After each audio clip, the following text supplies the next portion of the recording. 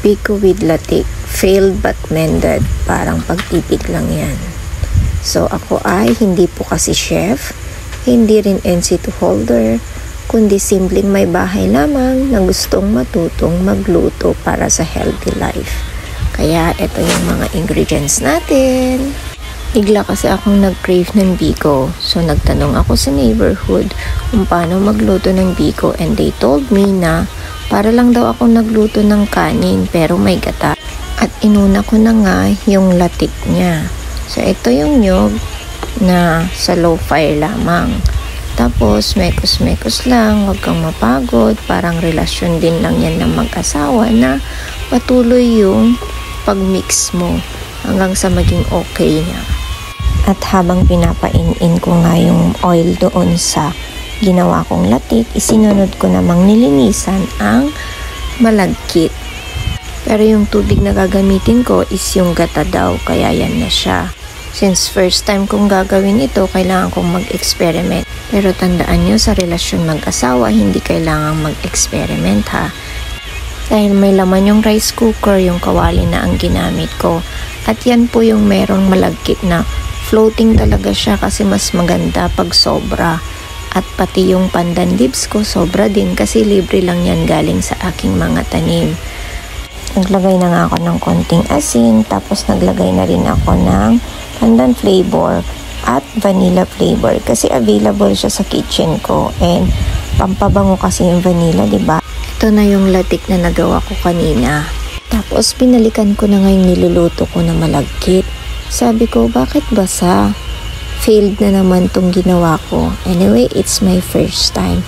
Pero kahit failed siya, hindi ako susuko kasi ang dami ko nang na-invest sa kanya. Parang sa relasyon lang, di ba, ng mag-asawa. Kahit na pagod ka na sa kakamekos-mekos, kailangan mo pa rin siyang ipaglaban. Kaya hindi ko susukuan tong biko na to. Matatapos ito, gagawa ako ng paraan para harap siya lalo.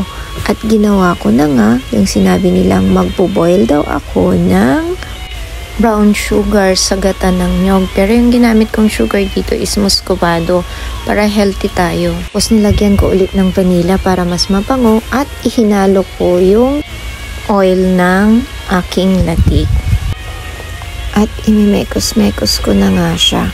Yung pagmekos-mekos ko nito parang isang relasyon lang ng mag-asawa. Hindi siya perfect kasi nga nag-fail na ako sa umpisa. Pero ipagpapatuloy kong gumawa ng kanyang sauce para sa ganon hindi sayang yung mga effort na ibinigay ko sa kanya. Diba sa isang relasyon mapapagod ka minsan, pero bakit susuko ka na lang ba ng basta-basta? Diba sayang din naman yung mga effort mo na inilaan mo na para sa kanya. Kaya imbis na sumuko ka, sipagan mo lang. Sipagan mong maging maunawain at mapagbigay kahit na marami na siyang pagkukulang. Katulad nitong biko ko, nag-fail na siya sa latik, tas nag-fail na rin sa pagluluto yan ng malagkit, pero ipagpapatuloy ko pa rin. At yan na nga, kahit basa kanina yung malagkit ko, pinagpatuloy kong lagyan siya ng brown sugar. Uulitin ko, sa relasyon mag-asawa, magpatuloy pa rin kayo katulad nitong biko ko. Kahit may sunog sa ilalim, pagpapatuloy ko pa rin lutuin kasi sayang yung mga taon na magkasama kayo kung bigla ka na lang susuko. Lalo na kung may anak na kayo, diba? Sa pagpasok ng isang relasyon mag-asawa, ito ay my commitment.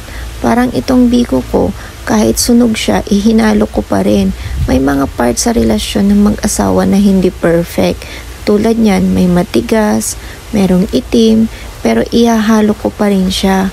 Kasi kahit na sobrang tigas niya at meron ding maitim, merong pag-aaway, kapag hinaluan mo ng lambing at pangunawa, magiging maayos din siya sa huli. Pero itong biko ko parang basang-basa, hindi ko alam kung magiging maayos nga ba ang outcome nito. Ngunit sabi ko nga, nag-invest na ako. Kaya hindi ko nasasayangin yung mga oras at pagod na ginugol ko. Sa relasyon ng mag-asawa, maraming oras at pagod ka na rin na iginugol. Hindi lang isang taon, hindi lang 30 minutes. na kahit pagod na ako dito at nagpapalaki ng aking muscles, sige pa rin ako. Kasi sa relasyon, 'di ba, kung susukuan mo, paano mo malalaman kung hindi ka susubok? Kung bibitawan na mo na lang yung aklo na yan, malalaman mo bang magiging masarap yung biko mo? Yan yung mga nasunog ng malagkit kanina. Parang sa relasyon, kung tatanggalin mo yung mga nasunog na yan at hindi mo ipaglalaban, magkakaroon kaya ng bittersweet na ending. Kahit basa yung malagkit ko kanina, ipinaglaban ko. Kahit sunog yung latik. Ayan o, mukha naman na siyang maganda kasi nilagay ko sa magandang lagayan. Sa relasyon, kahit katulad nito na may mga mali sa loob, dahil pumayag akong ipaglaban ito, ayan o, nakangiti na ako. Ibig sabihin, tamang sakto lang. Ito na ngayon yung biko ko, may partner na coffee. Ikaw yung biko at siya yung kape. O diba, perfect na. Finding perfect in imperfections.